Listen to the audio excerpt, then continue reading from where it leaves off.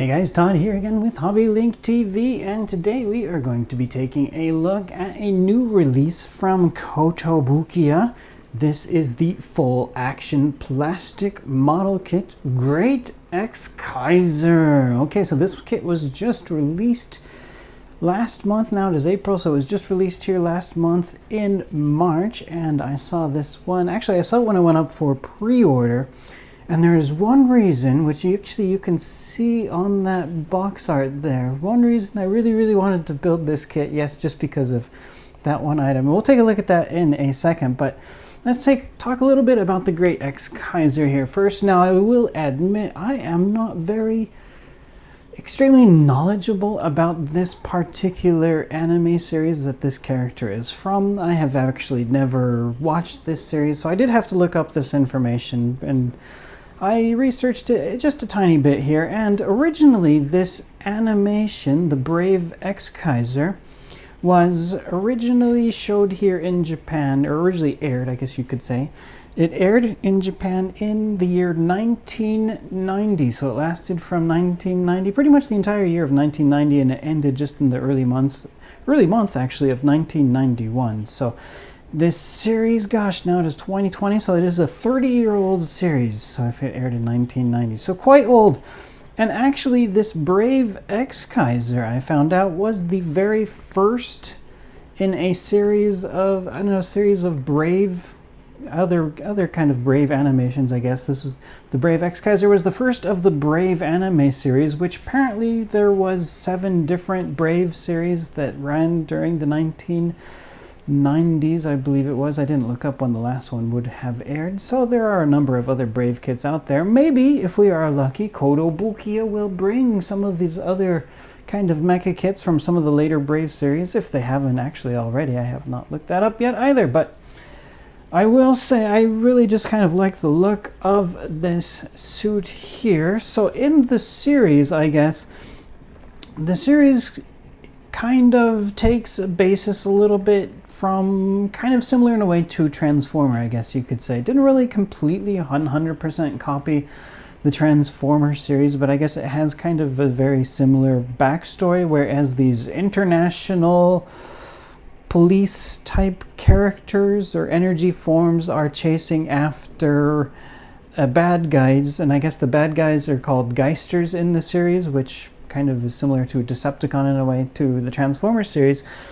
So these Geisters, I guess they escape to Earth, and these police forms chase after them, and this particular one, the Brave Exkaizer, I guess in their original form they're just kind of like energy beams, and so he inhabits a car here on Earth, which belongs to a Hoshikawa family, I believe it is, so a sports car. So they have other forms as well as being just this giant robot, but this model kit is only going to be in this kind of giant robot form here with wings too. So you can, I guess I wouldn't, if you were just to look at this right here, unless I had actually just read that in the story on the Wikipedia before coming to do this video, I would have never guessed or known that I guess this also transforms into a car, or is a car in the anime series.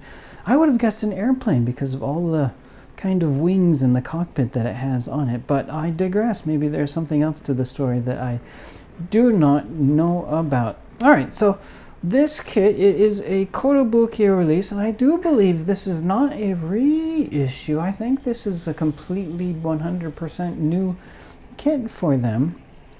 Now, being a Kotobukiya kit, one nice thing I always enjoy about Kotobukiya kits is that I don't have to worry about stickers, and there were no stickers on this kit. All of these different colored pieces you are seeing here on this kit are either straight molded in this color, or they were painted. Now, my memory serves me correctly, I think it might have only been limited to his face visor. Let's see if we can kind of get a closer look up at his face. I believe those eyes up there, they were painted onto that face mask, but I don't recall. I might be getting confused with another kit that I'm going to need to review here in a short while from Good Smile Company.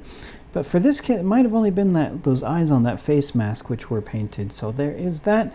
Another thing I always enjoy about Kotobukiya kits compared to some of the Bandai kits is that Kotobukiya is not really afraid to give you those sharp edges and those sharp corners. So that's kind of quite nice. We can see the kind of a sharper edge on this wing, on the wingtip there on the back, as well as like here, this little wingtip on the leg. So that is one other great feature that I do like about building the Kotobukiya kits. Now this kit was a pretty simple, straightforward build. I do not recall any difficulties at all with it. Of course, I do really prefer the build quality and feel of the Bandai kits, but this one really wasn't that bad, quite bad at all. Now, let's see, let's take a look. So one other thing, let's just move on to kind of looking at some articulation, how this thing can move about, shall we? So being that it is kind of one of those early 90s type blocky style robot kits, there's really not going to be a whole lot that we're going to be able to do with this kit as far as movement. You can see here the foot kind of has a bit, I mean, it's a simple, pretty simple ball joint, and you are able to move this front part of the foot a little bit, so that's going to be nice if you want to try and get some kind of leg back type of pose to it or what have you, but not a whole lot that you can do with it in regards to that. Now this piece here actually does wobble about. I don't remember. It has got just a tiny bit of movement to it there. The knee joint is actually double jointed, so you are able to bend that back quite a bit, which is nice because considering how blocky and large these legs are, so that is actually great to see. And we're able to pull out the legs a bit here, not completely. Now you can see here that kind of side guard is just held on by a ball, and that's not going to be able to flex up a whole lot. So that kind of the side skirt there armor is going to block the legs from going up completely, but he does have a pretty decent range of movement and action I'm knocking off all the parts. He has a pretty decent range of flexibility there for those leg pieces, I feel. Okay, and let's move on up to the chest. Now the waist here is held on by a rather simple kind of peg connection, so you're not going to be able to really bend that one about more than just kind of twisting it here and there. And the head is held on by a rather standard neck joint that we get in a lot of other Gundam kits. You can see the ball joint there.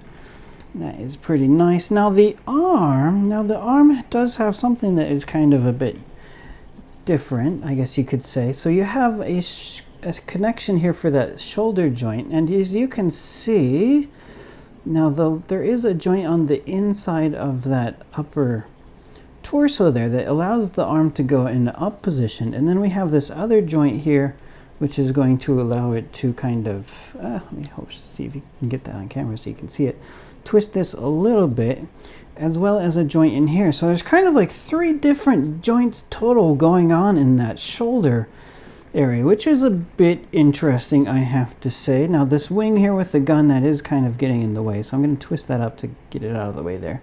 There's a pretty standard kind of joint here on the upper arm to twist it around, as well as a pretty standard joint there for the elbow. Now just because of how thick this arm piece is here, you're not going to be able to really bend it farther than that point. The hand itself is just held on by your standard ball joint, so all the standard types of range of movement that you can expect with a ball joint there on the hand, you'll be able to do for this kit. As well as, how about on the back? In the back we do have these wings, and the wings do have the ability to kind of, let me pull off one of these here. So there you can see there's like a polycap thing on the inside that does twist back and forth a little bit, so you can position these wings in some different kinds of positions if you really are desperate to. There is a bit of movement there. Alright, so that is it for pretty much what you can, how you can kind of pose and figure this guy, what kind of range of movement he has. I really love this kind of lion thing that the lion he has on his chest with all the different pieces, all the pieces molded in different colored plastic. That looks really nice, as well as a little cannon sticking out from his mouth.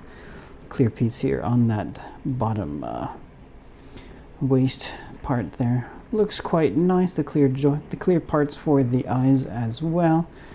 Has a really, really nice look to him. So let's take a look then at his giant weapon. So this guy really comes packing as far as the weapons go, which I quite appreciate, and one of the main reasons I really, really wanted to build this kit. So we'll start off from the small weapons and we'll work our way up to the bigger weapons. So how about this first one? I think they call it the dragon.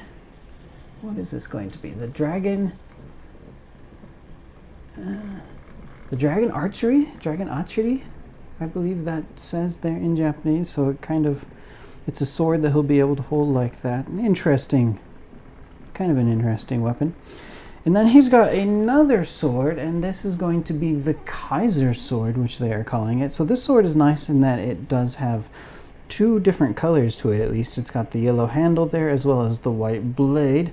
And as I was talking about earlier, Kotobukiya is not afraid to give you those kind of sharp points on the plastic. Now these swords that this kit comes with, the plastic is kind of quite thin, so do be sure to take care when cutting these swords off the runners, because it might be quite easy if you pull it off in the wrong way. It might be quite easy to gouge the thin plastic on the blade, and I'll talk about that when I look at one of the bigger ones. I had an issue with the kit that I got here. So there's the Kaiser sword, and then we have another Kaiser sword, but this one is really, really long here. So this is also the Kaiser sword, but this is for the Great Exkaiser,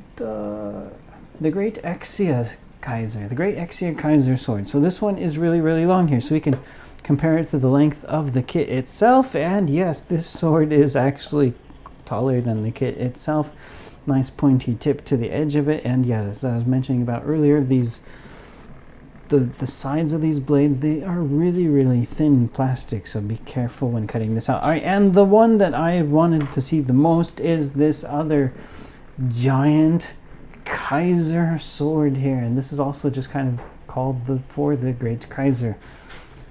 Basically, this one and the other sword here, they're kind of similar in ways.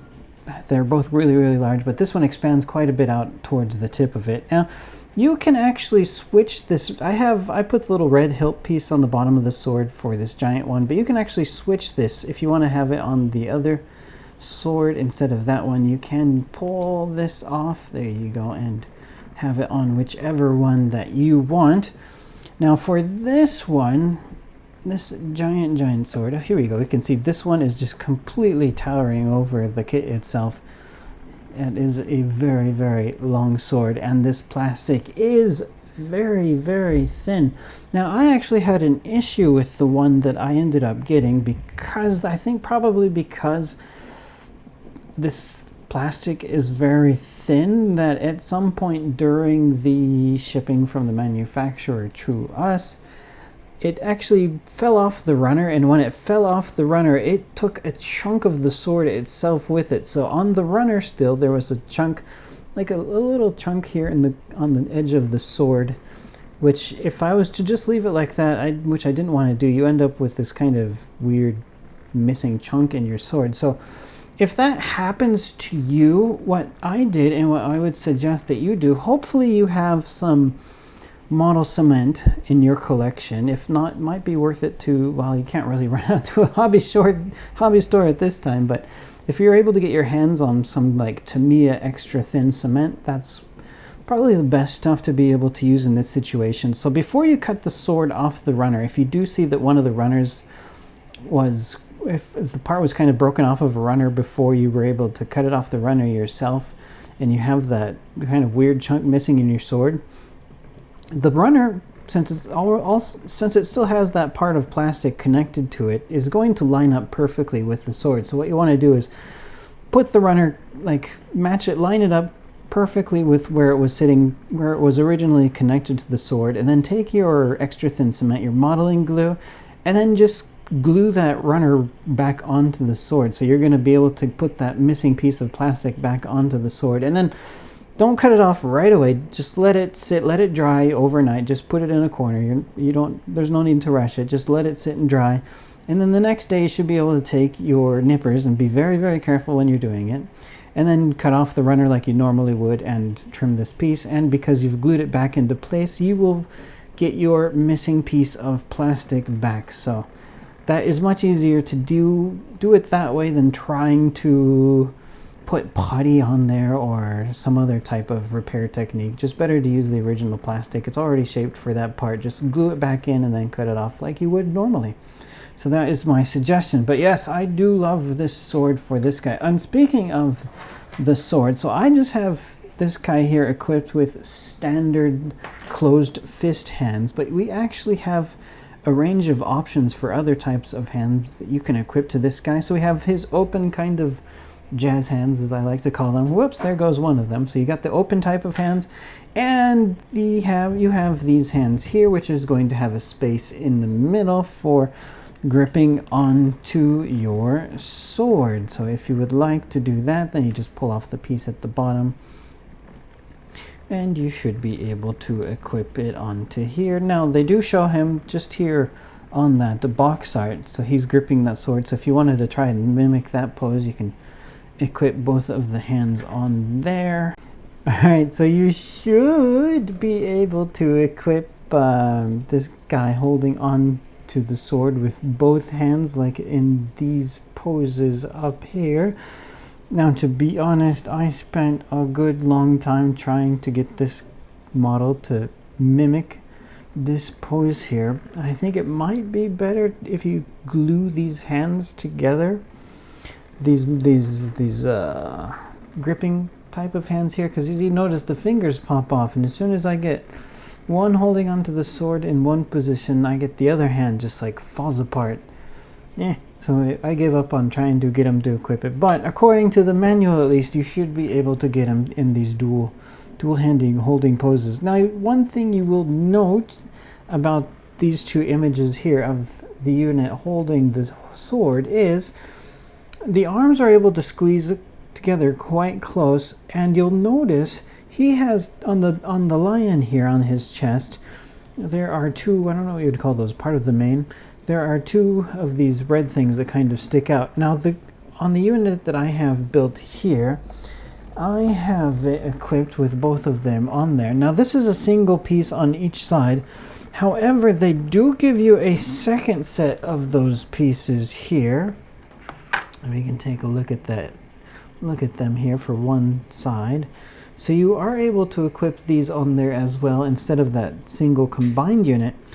And I think this is going to be useful for if you want to do these poses here with the sword, because you'll notice on this figure here, you're only able to see that upper one there on both of these images. So I'm guessing that they do not have that single piece that I have equipped on there in these pictures. They're just using the upper one. But even though I tried equipping it with just the upper pieces, and I am able to get the arms closer together, but still the parts just, every time I try to attempt to get them into this pose, the parts just completely fall apart on me. So you might want to use a little bit of glue if you really are dying to have him into this pose. It should be possible, but I'm going to give up on trying to pose him like that for today. Now, there is one more kind of cool trick feature, gimmick as they call it, for this kit, and this is going to be related to some of the other newer kind of Kotobukiya model kits that we have often on this show. And let me bet it might be better just to show you the image on the side of the box.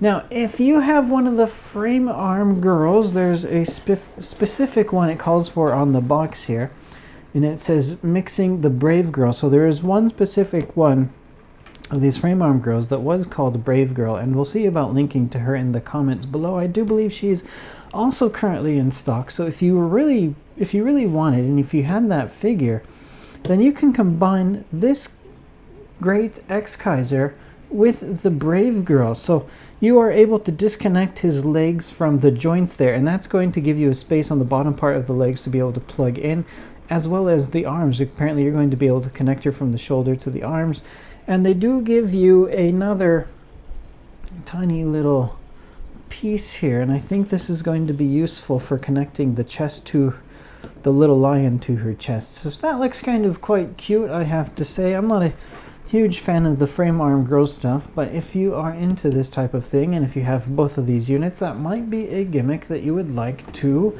play with. Who knows? But alright, so I think that is going to wrap it up for my review of the Great Exkaiser. If you like our units with giant swords, then really it doesn't get much larger than this one right here. Great Exkaiser.